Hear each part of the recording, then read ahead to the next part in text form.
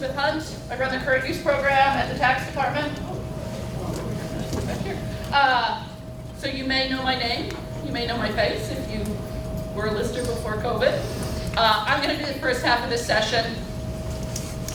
I did not print out these. If for some reason you want a copy, there's an email at the very end on the last slide. You can email and ask for a copy of it. But I think most of you, after you see this, you know, VTPI is not always intuitive as a new system, but I think you'll have a good understanding of how to use this microscopic part of it much better after this, okay? So, I'm here to talk about, for listers and assessors, when to do a question in VTPI and when to do a comment for current use. So when to do a question versus a comment. Remember in the old system, you used to like do a, you know, put your little notes in, and then you'd send the file off to us, and you'd wait for us to review it and send it back to you. Maybe the next day if you were lucky. Maybe it was a month. Maybe you had to call us. Because now, as soon as you do that question or comment, in some cases, depending on what it is, I can see it right away. Now, we, like all of you, are learning this new system too. So we are not as caught up on the questions as we would like to be, but we are starting to work through them. So be patient with us. If it is something urgent, do not do a question, send us an email, or call your current use specialist. If you do not know who your current use person is, go open up yesterday's DA newsletter and go down to the current use section. Everybody's name is there, their phone number is there, their email is there. And for the Maria left, who had the middle portion of the alphabet, I have reassigned her towns, and those towns are listed as to who your new person is for the remainder of this year. So you have a person, okay? Yeah. Questions? And I'll show you what this means, but this is just the overall. Questions can initiate at the lister or the state level. So I may ask you a question. Did this person die? I think this parcel split in two. What's the new span and what's the acreage? I may ask you those questions as part of this. So you're going to see those questions. They may start with me, or you can start them, okay? Questions need a response. Either from me or you to wrap them up, okay?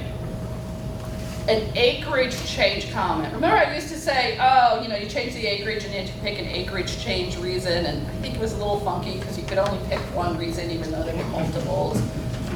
And then you had to write in a comment, right? If you change the acreage, it's a similar functionality. You get a little pull down list, you have to pick the reason, you know, subdivision, a butter, tax mapping, deed research, other, and something else. So, and you still have to put in a comment, right? Why did you change the acreage? You gave me the reason, but give me a little bit of information. We'll talk about what are good. We don't need to do a response for those. So again, you're going to write that down. I'll see that because I have to review the acreage changes, but it doesn't require me to respond to you. And in fact, there's no functionality for me to respond to that comment. If you want a response from me or any of my staff, you need to ask a question, you need to send an email. And then there's the notes and comments, and I'll show you where this is at too. This is for use by the lister. No state review is flagged. I don't have any way to know that you made a note/comment. I don't care, I don't want to know. It is for your use. So you can decide how you want to use it. It's just the ability to put some information in there for a particular parcel. Okay, this is the main current use page. So you go into your town. If you have multiple towns, you're going to go into your town. You will want to show all, okay? Because there are other choices, you know, state review, incomplete, local review, incomplete, I can't even remember. Show all. If you don't show all, you're not going to see them all. And then, see this questions field right here? That's the other thing you want to do, right? And it's got this tiny little arrow. If you click on it, it's just like Excel. It'll sort. So you'll have 0 zeros, and then if you have questions, it'll have 1 ones. Those little carrots, triangles, whatever you want to think about, that works for any of those fields. So if you want to sort, use those. Click it again to do another reverse sort, okay? Next slide, please. So, I've seen that I have a question on that parcel because it was like a 1-1 or a 0-1. If I go and open up that record, right there's where the questions are, that tab. So I'm in current use, I'm in Addison, tax programs, current use, and then I'm looking at a record. Questions are where I'm going to see any questions or where I'm going to start a question. Okay? And I didn't give you the rest of the screen, but it's there. So you're just going to look at the top. And you'll know if there's something to deal with because there's going to be a red exclamation point next to that question. See, right there, look at that. Ugh. Red exclamation point, I need to do something. And here I put a question in. And I could also, if I wanted to, I'll start a new question by clicking on new question. Next slide. So I clicked on new question, and this is what pops up. How easy is this? Super easy. Question, new question. Write your subject. You can write whatever you want. There's no pull down. I don't care what you put. Just keep it clean. And then you're going to put a message. Okay? And then you're going to hit save. That's how easy it is to ask a question. Okay? It's not anything you need today, right? Maybe you want to, and I'll show you examples of good questions in a minute, but I wanted to make sure everybody knew how to ask the question. Does that make sense? Yes, ma'am. Okay, good. Next slide. Now, let's say you want to look at that question, right? Because you can see I've got a question preloaded here. If you want to look at it, because maybe you can see right here it's got 3 dots, so there's more to it. Click on that, and it's going to open up this. So there's my subject line, transferred land to Joe Smith, and here's my comment. Jill Public, and I'm actually, I was in a Lister account, even though it's got my email. But I said, Jill Public transferred 47 acres to Joe Smith on April 1st, 2023. This will be a 2024 grand list change. Joe's span is blah, blah, blah, and Jill's remaining acreage is 67.37. Nice comment, right? It's April 1st, so how's the town dealing with it? Is it last year or is it this year? Because you can do either way as a town. It's good information for us to have. We know what the new span is, and we know what the acreage is. I don't need to know this today. I just need to know this. You don't need to send me an email. If you're one of those towns where it was beat into you a long time ago to send us all your transfers in your town, I don't want an email on that anymore. Because you know what happens? The email goes into somebody's account, and then they don't need it right away. And maybe it gets printed off, but right now we're at an alternative location, and there's one printer for 55 people, and it's at the other end of the building. And we have a basket that we have to go sort through our emails. One printer. Just put your comment in here. Okay. Put that question in here, and then we may respond, because you want the state to see this, right? So if you want the state to respond, you need to ask a question. Because you're not changing the acreage for this year, right? This is a 2024 change. So just think about that, okay? Next slide. What if I hit save and then I go, oh, which is what I did in one of my examples. So I was like, oh, look, if I've gone in and I want to do another one, I can just go in and do a reply. I can reply to my own question as a lister. So if you forget something, you don't have the ability to edit, just go ahead and reply. I should have added that Joe's parcel also includes his wife, Joni Taylor. Save. And then you'll see it shows up down here, my first one, and then my reply to myself that just adds more information. Okay? So you don't have to do a whole new question, you can just reply to the existing question. Okay? Because we will all forget and we'll all get happy and click too quick. Yes? Maybe. So should we be putting these? How about over here? Did you get to sign up? Anytime we This way? change the current use parcel, should we put like a transfer or whatever into the question place? I would say it's helpful sometimes. We do now have a much better means than we have had for about the last 3 years. We've had a really good means where we're getting the PTTR data and the letters are going out automatically, assuming the landowner's attorney answered the questions correctly and said this land is enrolled in current use, which is about 95% of them.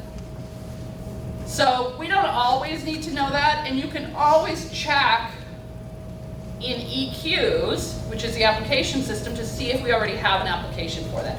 And that link to EQs is on your main page. When you log into VTPI, there along the right-hand side are some links, and one of them is to EQs. If you can't remember your EQs password, give us a call, and we can reset it for you.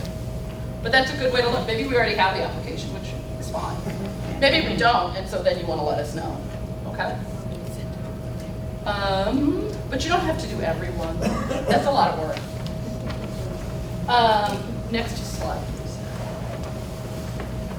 So,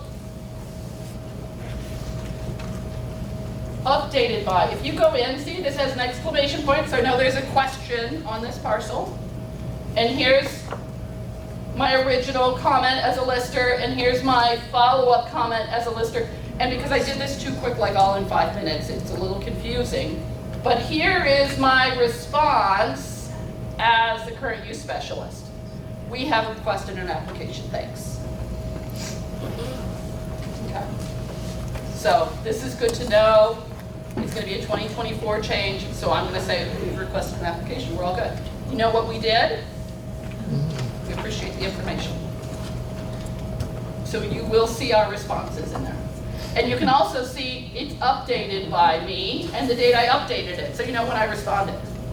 Okay? Did you say next? I did not, but thank you. Thank you for moving me along, Teri. Next slide, please, Teri. So then current use staff could also ask you questions, and you're going to see that red exclamation point there, right? So you need to pay, you'll see it in that question when you sort by the questions, and then you'll go in and you'll see. And I said, land in active use, question mark. Do you know if this farm is still pasturing animals? The status of the question is open. It was created by me and the date I created it. And I, as a lister, went, we drove by yesterday, there are fences and cows in the field. The listers. So easy, right? No more emails, and then what happened to the email, and somebody checked that email, or somebody didn't, or one of my staff left again, and where did that email go? It's all right there. So we all know what's up. How do you know that there's a question there? Does that mean you've got to go in there and check daily? No. Remember when I showed you that first screen, and I said, sort by the questions? No. I'm not at VTPI. I'm in my office, I've done my. You need to check VTPI to see if there's questions. Yep, you need to check VTPI if there's questions. There's no way an email could be flagged to us. Nope, not at this point in time. We can talk about that for next year. This year, we're still just trying to keep the wheels on the bus and get this software done. I totally agree, I'd like to see some new stuff. I just need to get this year done. I understand. And if you come and tell me next year, hey, we want to talk about some changes, could we get an email when that happens? I'm okay having that conversation. I cannot entertain it this year. No, I understand. But not a bad idea. But just go look. And again, if it's something urgent, don't use the question, right? Because we may not see it. Because we too have to go in, and we have to go in and look at 255 towns, and then find the questions. Because for us, we also don't get an email. And unfortunately, our filtering system doesn't work as well as I would like, so we have to go in town by town. So we're going to have some changes too. You're as bad off as we. I'm as good as you are. Okay. Yes. Sorry, I might have missed this, so if this is a repeat. So we've done our initial current use. The queue is empty. Yeah. If there's a question, it will reappear in that queue. You have to go to that show all, so you see all your parcels, and then filter by the questions, and then you may have to reverse filter, because I think the initial filter does zeros, so you reverse filter. So essentially, we should be When you go logging in, yeah, checking all, and then filtering. yeah. Yeah. And, You know, if you do that, you know, if you're a once a week lister, you go in and you do it once a week, probably won't have much. Next slide. So here are some example questions. Teri actually asked me to talk about good questions and not so good questions. So if I am in the question field, a good question, and it's not really a question because it's not really the best label, it's an information sharing. Smith's transferred to new owners, Taylor, recorded on 12/26/22. Right? That might be good information to know. I don't believe they are farming this land anymore. Another good thing for us to know. Nothing we need to know immediately, but something you want us to follow up on. This parcel is now contiguous with span 1, 2, 3, 4, 5, and the new acreage is 153. Right? Now this may be something for next year, so you could put a date on it. For next year, this is going to change to whatever. Not so good questions. Change the homestead and non-residential values. These are some real examples. So if you did this and you did this in the first week, you would be 5. Probably aren't doing it anymore. But current use cannot change the values between homestead and non-residential. Those are changed based upon the filings with the tax department and your weekly downloads. That's what controls those. Please don't ask me to change the values. I can't.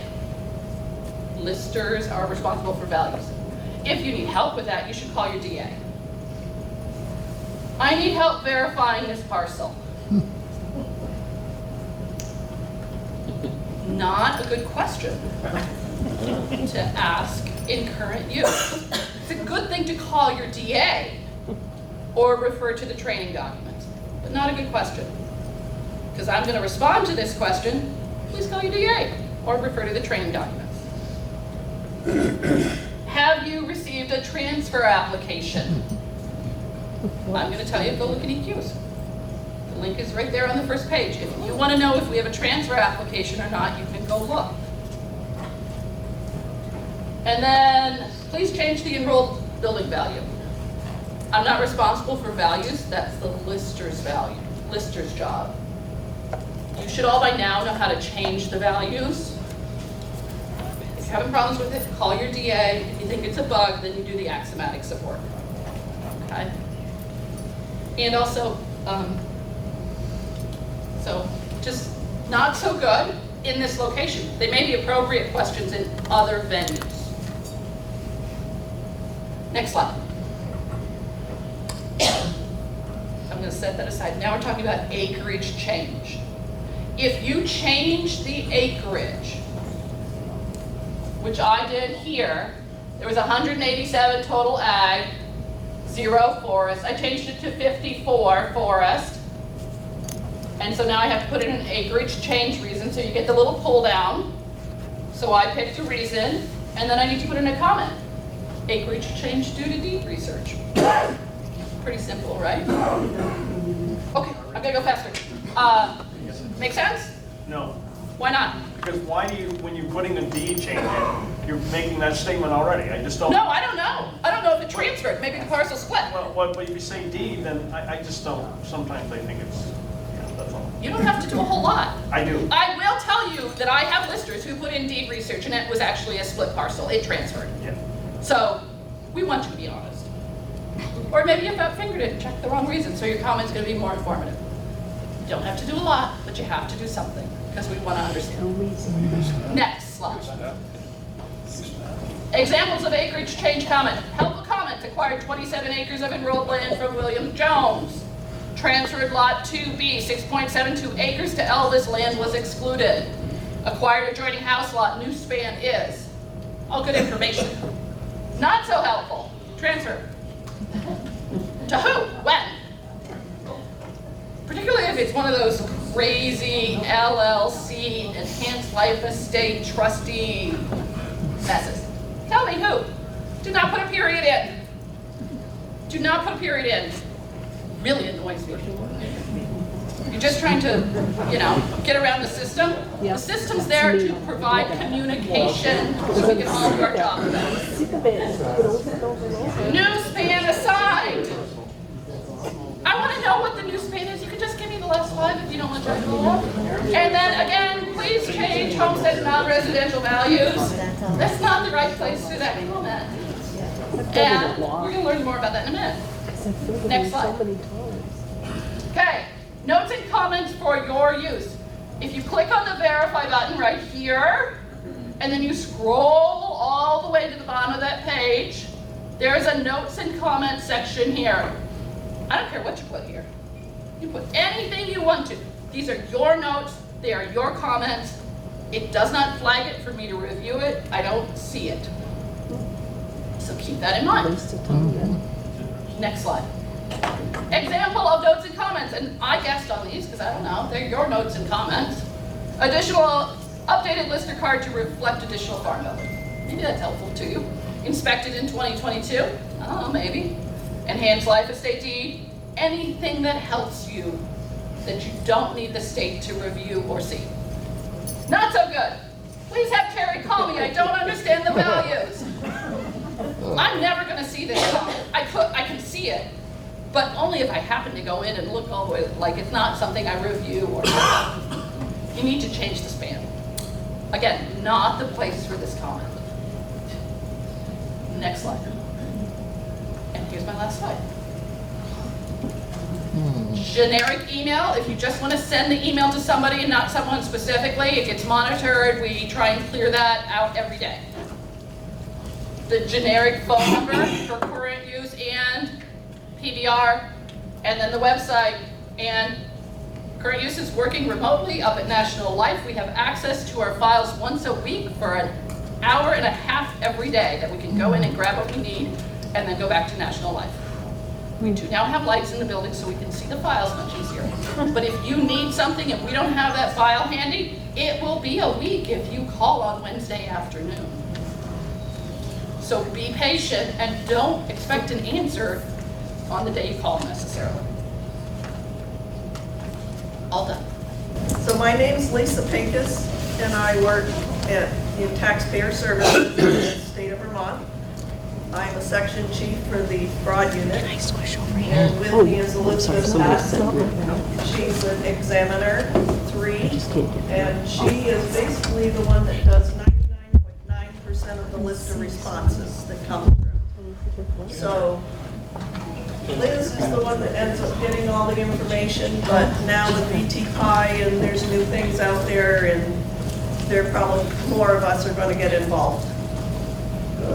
So what I'm going to just run over is the best way for the listers to contact Taxpayer Services if you're getting homesteads that don't look right, spans are wrong, whatever, people sold.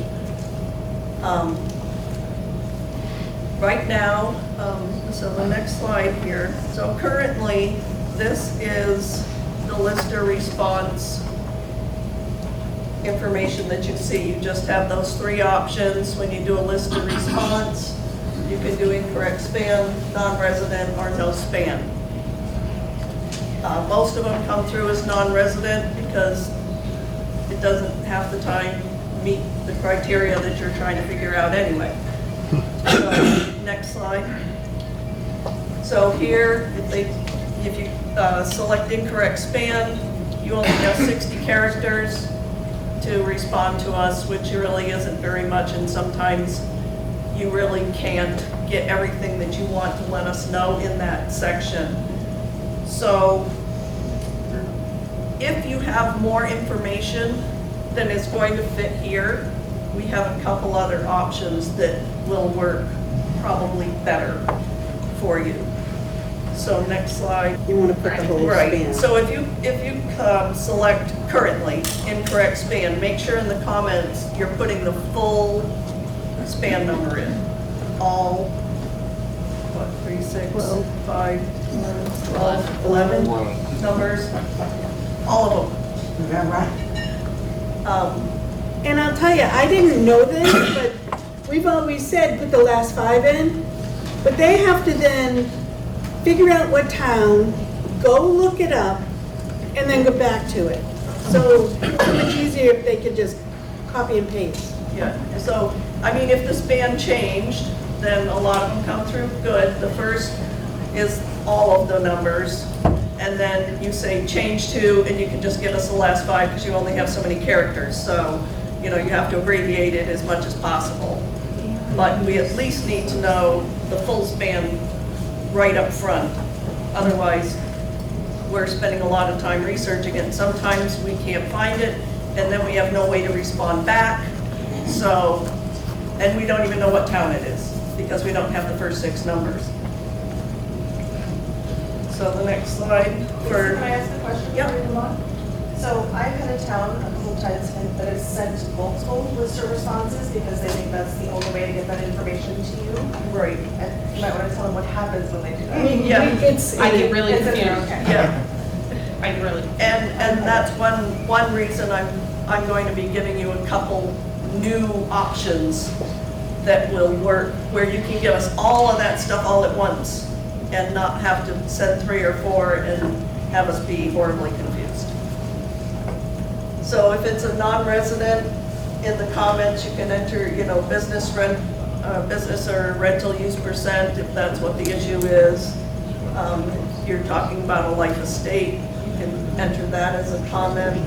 If it's a farm, multiple town parcel span, so you can say this is, you know, this is contiguous with another parcel, or if it's in a revocable trust. So as brief a comment as possible if you're using the lister responses. If it's no span, again, make sure you give us a full span so that we know what you want us to do. So this is the first way that you can give us the information all at once, and that would be by email. This is less secure than actually signing into your account through My VTax, but you can go to My VTax and go into your lister, which I'll go over in a little bit, but that one is more secure than a regular email. But if you go to tax.individualincome@vermont.gov, you can send us an email and tell us everything you want to tell us. And in the subject line, put your town and that you're a lister. That way, when the person that does that inbox sees that, it will just immediately go to Liz and she can deal with it. And then she can respond back to you too. So email is really good because if she has a question and it's like, I looked this span up and I'm not finding it, you know, can you please look again? And you say, oh yeah, I reversed the last 2 numbers, sorry, you know, then we can continue on and fix it, and the emails will be really quick. So that goes straight to Taxpayer Services. And the example we have is, you know, they're renting at 99 Simple Way, Rocky Hills, Vermont. They moved 2 years ago. They're no longer on the voter checklist. You're telling us they filed a homestead. They've moved. We can reverse it, send them a letter. We'll do whatever we have to do at our end just to fix it. But the email's really good because then there's that communication right back and forth and pretty quickly. So if we have a question, we can ask, rather than not know and we don't even know what town it is, and then you think, oh, they aren't even doing anything, and I'm sending lister responses and the state isn't doing anything. Well, we don't know what we don't know what's trying to be communicated because there's so few characters that if we have a question, we have no way to reach back out. So the most secure way, which will also give you a lot more room to respond to us or ask us questions, is to go to your My VTax Lister account and you can send a web notice. And from there, you're going to select I want to, then you'll click on send a message and then click on general questions. The web notice works just like an email, but it's more secure. So either of those two work the same way. If we get the web notice in, those will also go to Liz, and she'll be able to respond And in order to do the web notice, you do have to go into your Lister account on My VTax. If, say, you did a Lister certificate of house site value for someone, or you want to attach a Lister's card, or you have anything you want to share with us, you can send it, you can attach, if you're doing a web notice too, you can put attachments on there and send those to us also. So if you sent a response that was incorrect, please follow up with another email or web notice and letting us know that, you know, the previous, so let's say you said, this is the wrong span, it's changed to this, but you switched the spans. Send us another one, say, please disregard my previous. Through email or web Yeah, notice. through email or web notices only. So, or if you did one through a Lister's response and it was wrong, send us an email saying, I sent you a Lister response, that was the wrong parcel, here's the right one, and then we can have communication back and forth. This is the best part. We had some meetings, and we've been brainstorming our wish list for VT Pie. So the list that we hope to add to VT Pie for the Lister response drop-downs, we're hoping to have non-resident, incorrect or no span, business or rental use, life estate, farm, multiple town parcel, irrevocable trust, or other. So right now, that's our wish list, so that it's not just non-resident, everything's non-resident, because nothing else fits. So then, we also want to, besides adding these items to the drop-down under the Lister question field, we want to expand the character allowance from 60 characters to 250, which should give you a lot more room. It's still fairly short, not like an email, but a lot better than 60. Yay. Yeah, no, right? So we're also asking that in the drop-down, that the options that are exported to us, instead of saying NR, we'll actually spell it out, non-resident. So we're asking for all the words spelled out and not just having these little arbitrary two-letter abbreviations. We want to change the word grantor to trust in the HSD fields in VT5. Say that again? Right now it says grantor, so we're just hoping to change that to the word trust. Where? It's in, It's, HSD? in the, when you open up a Homestead, there's a list of things on the column on the top, and one of them says grantor, where it means, are they a revocable trust? That's what it means, but you wouldn't know that, No. hence why we're doing this. just to be, Yeah, yeah, just to make more sense, you know. So, we have two Lister certificates for house site value. There's the HSG 315, that's just a regular house site value Lister certificate. Remember, keep in mind that these Lister certificates of house site value, what we are looking for are last year's values, not the current year, not 2023, we want 2022. Both of these documents right now all say 2022, and every year we update them. We need the value as of last year if they're looking for a credit. Giving us this year's values doesn't do any good, because if they're looking for a credit, we have to have last year. If it was a new build, then your house site value is going to be the value of 2 acres of land. Period. It's whatever was in place on April 1st of 2022. If they bought it in February and they didn't start building until June, it's 2 acres of land. That's a house site value. That's all they can have for this year. Now everything's built, now they're in it on April 1st of 2023. They're allowed to file a homestead.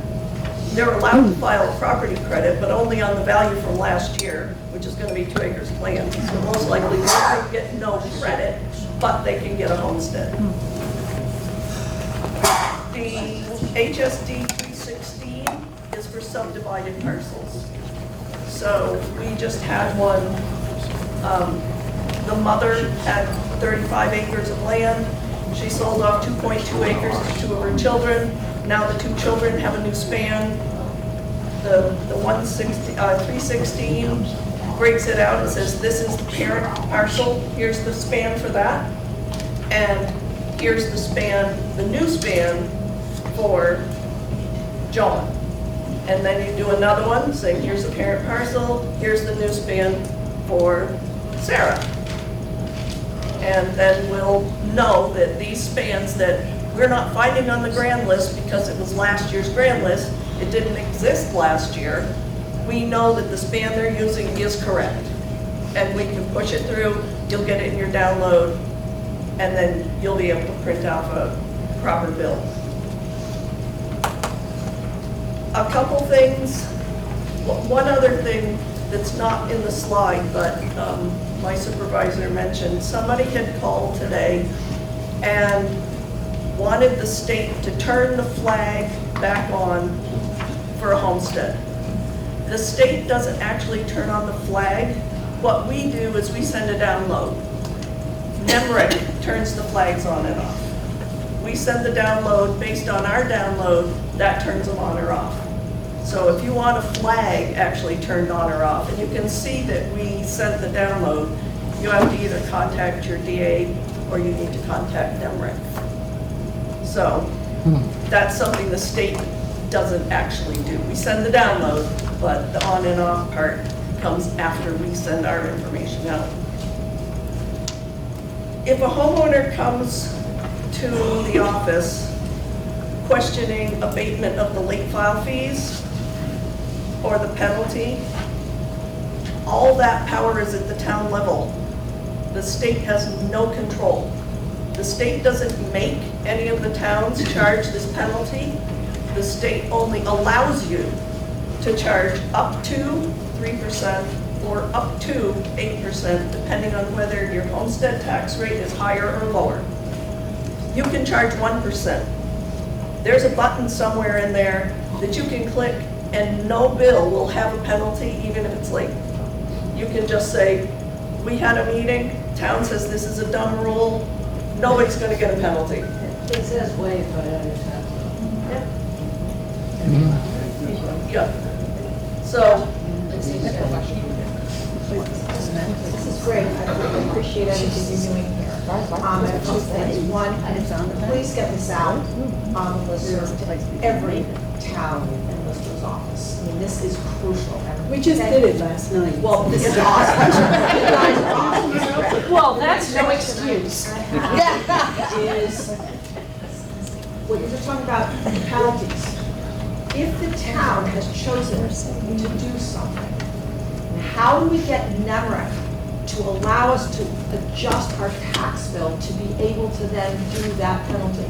Because once we have put one in and we need another penalty, how do we get them to do it? It says on the back, we're allowed to change it for our treasurers, that past a certain deadline, you can do X. NEMRIC is not accommodating us to be able to do that. How do we get that? I don't know how that is done myself. I don't know NEMRIC, but Chris, you could call Chris or ask your DA. But other than that, I don't know. I haven't even seen, I haven't even seen NEMRIC actually, and I've been with the department for 15 years, so. Yeah, he's a voice over the phone. So, but, That's crucial. so, yeah, so, you know, if somebody wants that penalty waived, the statute is right here on this page, and it says specifically that the municipality has the power, the request has to be in writing, and then the Board of Abatement needs to send back to that taxpayer their decision in writing. as to whether they're gonna waive it or not. And it can be a case by case, it can be, I'm sorry, as a husband of a town clerk, it'd be nice if you said you gotta go to the Board of Abatement, the clerk of which is the town clerk. Town clerks are constantly being treated like they can do stuff, and they can't. They only be able to work, the Abatement can do this. So it's a minor point, but trying to emphasize that the town clerk doesn't have the powers of the board. yes. And that's exactly what this statute reads. If you pull up that statute, it's very plain language. Some of the statutes can be all legalese and it takes you a while to figure out exactly what they're trying to tell you. But this one is very plain and it's very simple. So I'm confused by this because my guidance has told us that the late filing penalty on the revised tax bill goes to the Board of Listers. And that is where it begins, and that then goes on to the Board of Civil Authority. Only in the event of a hardship case does it go to the Select Board for consideration and then elimination, but not the Board of Abatement at all. So I'm confused. This is the penalty for late filing Of an HS 122. of an HS 122. That's what It's I'm not a talking about. value. So if, That's what I'm talking about. The $15 late file fee? Is that- Pardon? The $15 late file fee, is that what you're or referring the to? 3 or Or 8%. the 3 or 8%? The 8%, whatever the So- town votes to Yeah, so charge. whatever the town decided is going to be the one to do it, and how that hierarchy is going to work is all up to the town. This is all up to the town on But it how they. doesn't go to the Board of Abatement at all in our town. Right. To remove it from the books. If the town does vote to remove the late penalties, or the select board, Select board makes the decision. right, every year and ask whether they are going to leave the penalty, what it's going to be, or are they going to wait? Somebody's still gonna say, Go to the listers go every year. So it's all based on how your town has decided and who, because the statute actually does say it's like whoever the abatement authority of the town is, either the select board or the board of abatement. so You know. Christie, did you wanna, I was just gonna say, it's a either-or situation. The town can vote to not do penalties Yeah. at all. That would be the town to vote that. But in an individual case, that a person could go to abatement on their individual merits and request that. That's also a thing. Right. And the other thing is, if it's an 8% penalty in the town and the town feels that that's excessive, they can do 4. You can, and then you put that right into the system, and when the bills come out, they get hit with 4% instead of 8%, or 1%. And it's all up to the town and what you voted in, and how you've decided who's gonna do what. The last one is people call us and say, I called the town and asked them why my taxes went up, and they told me to call you. Did you go vote? You know, that's our question. Did you vote? right, what's the So, we do give you the common level of appraisal, that kind of thing, we give you the base, but then everybody votes in the budgets, and that's how it changes. Now, if somebody did get, say, $600 this year, and they usually get $2,600, yes, have them call us, we'll look at their account, we'll make sure that something didn't get scanned wrong, or added extra zeros onto their income, you know, there could be a bunch of things. If they come and say, why did I get a late penalty? I know I filed on time. That's something they can call us to, say they did file one. Maybe the span was wrong. We had one the other day, they said, I filed 3 times already, and every time you used a span that doesn't exist. So you still haven't filed. You have to file using the right span. Look at your bill and make sure all those numbers are right. Some people file on a piece of land, they have a house, piece of land or their house, their business. Or and camp. They mix up the wrong ones. Yeah, or they bring it to their preparer and they have 3 bills because they have a business, a house, and a camp. And the preparer grabs the wrong one, files on the wrong one. Goes to the town sends us a message and says, nope, this is their business. This is the house they live in. And you give us the span, then we can send them a letter or change it for them or do whatever we have to do at our end. So those are pretty much it. So, we're always happy to talk to the taxpayers, but when it's something we don't control, it's hard for us. And then that just makes them madder, so when they go back to you, then they're really mad. So they were mad when they talked to you the first time. They were madder when they talked to us, and now they're really mad because they have to go back to you guys. So